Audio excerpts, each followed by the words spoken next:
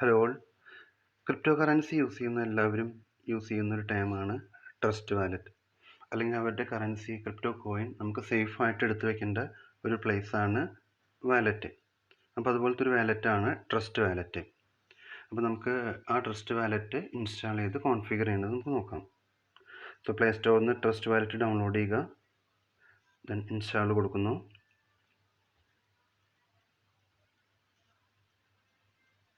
നമുക്ക് ഈ trust wallet വെച്ച് നമുക്ക് ബിറ്റ് കോയിൻ അല്ലെങ്കിൽ ക്രിപ്റ്റോ കോയിനോ അതിൽ സെൻഡ് ചെയ്യുകയോ അല്ലെങ്കിൽ റിസീവ് ചെയ്യുകയോ ചെയ്യാം. നമ്മളിതിന് മുമ്പ് ഡിസ്കസ് ചെയ്ത വീഡിയോയിൽ ട്രോൺ നമ്മൾ മൈൻ ചെയ്യുന്നുണ്ട്. സോ ആ ട്രോണിനെ നമുക്ക് സേഫായിട്ട് നമുക്കൊന്നുകിൽ ട്രസ്റ്റ് വാലറ്റിലേക്ക് എടുത്തു വയ്ക്കാം, അല്ലെങ്കിൽ ട്രേഡിംഗ് സൈറ്റ് ആയിട്ടുള്ള ബിനാൻസ്, കോയിൻ സ്വിച്ച് അതുപോലത്തെ സൈറ്റ് അല്ലെങ്കിൽ ആപ്പിലേക്കോ മാറ്റാം. അപ്പോൾ ഇൻസ്റ്റാൾ ചെയ്ത് കഴിഞ്ഞിട്ടുണ്ട്.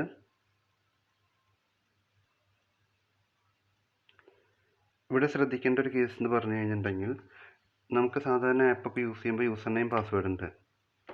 അതേപോലെ ഇവിടുത്തെ യൂസർ നെയിം പാസ്വേഡ് എന്ന് പറയുന്നത് 12 ഫ്രേസ് ആണ്. ഈ 12 വാക്കുകളാണ് ഇതിൻ്റെ പാസ്വേഡായിട്ട് വരിക. അത് കറക്റ്റ് ഓർഡറിൽ നമ്മൾ ഓർത്തിരിക്കണം, എങ്കിൽ മാത്രമാണ് നമുക്കിത് റിട്രീവ് ചെയ്യാൻ പറ്റുള്ളൂ. അപ്പോൾ ഞാൻ പുതിയത് ഉണ്ടാക്കുകയാണ്. ഇതാണ് ഞാൻ പറഞ്ഞ ആ 12 ഫ്രേസ്. നമുക്കപ്പോൾ 12 ഫ്രേസ് നമുക്ക് എടുത്തു വയ്ക്കാം. അടുത്തായിട്ട് ഇതൊരു സ്ഥലത്ത് നോട്ട് ചെയ്ത് വയ്ക്കുന്നതാണ് നല്ലത്. ഫോണിലൊക്കെ എടുത്ത് വയ്ക്കുകയാണെങ്കിൽ അത് ഡിലീറ്റായി പോയി കഴിഞ്ഞാൽ പിന്നെ നടക്കില്ല. അപ്പോൾ സേഫായിട്ട് ഒരു പേപ്പറിൽ എഴുതി വയ്ക്കുന്നതാണ് ഏറ്റവും നല്ലത്. ഇനി ഇത് കറക്റ്റ് ഓർഡറിൽ കൂടി നോട്ട് ചെയ്യണം. അതായത് ഫസ്റ്റ് വേർഡ് എന്ന് പറയുന്നത് സൈനാണ്, സെക്കൻഡ് വേർഡ് എന്ന് പറയുന്നത് അലോണ്, അങ്ങനെ 12th ഫ്രേസ് എന്ന് പറയുന്നത് ബോർഡറാണ്. ഇനി കണ്ടിന്യൂ ചെയ്യാം. ഇവിടെ നമ്മൾ കറക്റ്റ് ഓർഡറിൽ അലൈൻ ചെയ്യണം. സോ നമുക്കത് അലൈൻ ചെയ്യാം.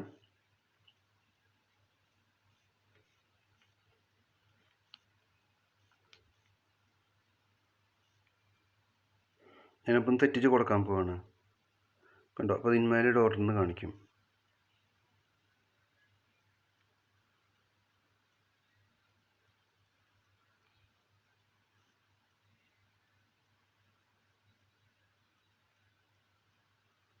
അപ്പോൾ ഒന്നുകൂടി കൊടുക്കുകയാണ്.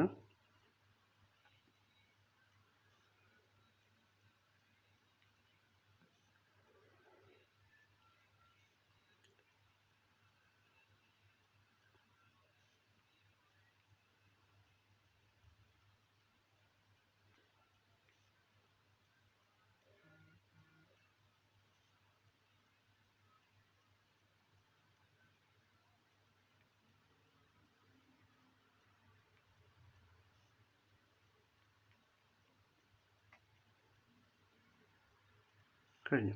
ഇതിപ്പോൾ കറക്റ്റായിട്ട് സെറ്റായി. അപ്പോൾ മാത്രമാണ് ഇത് പെർമിറ്റ് ചെയ്തുള്ളൂ. ഡൺ. ഇനി നമുക്ക് ഇപ്പോൾ വാലറ്റ് നമ്മുടെ റെഡിയാണ്.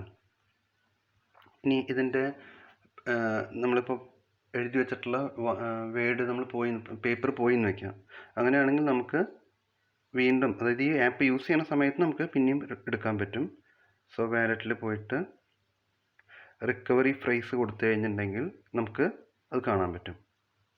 അപ്പോൾ അത് വളരെ കെയർഫുള്ളാവുക.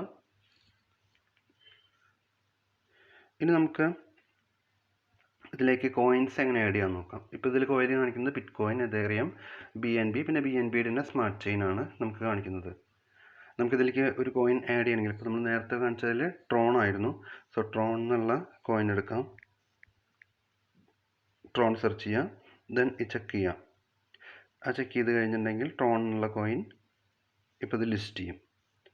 ഇതിൽ ഇപ്പോഴത്തെ വാല്യൂ കാണിക്കും. ഇപ്പോൾ ഇത് കാണിക്കുന്നത് ഡോളറിലാണ്. നമുക്കിതിൻ്റെ കറൻസി നമുക്ക് INRലേക്ക് മാറ്റാം. സോ സെറ്റിങ്സിലേക്ക് പോവാം. പ്രിഫറൻസ് എടുക്കുക, കറൻസി എടുക്കുക, INR എടുക്കുക.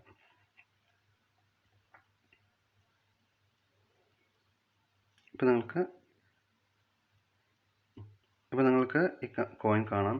ആ കോയിൻ്റെ കറൻറ്റ് റേറ്റ് നമുക്ക് അറിയാൻ പറ്റും. അത് എത്രത്തോളം ലാഭമാണോ നഷ്ടമാണോ നമുക്കറിയാം. ഇനി നമുക്ക് ഒരു ട്രോൺ എങ്ങനെ റിസീവ് ചെയ്യാമെന്ന് നോക്കാം, അല്ലെങ്കിൽ ഏതെങ്കിലും കോയിൻ നമുക്ക് റിസീവ് ചെയ്യുന്നത് എങ്ങനെയാണെന്ന് നോക്കാം.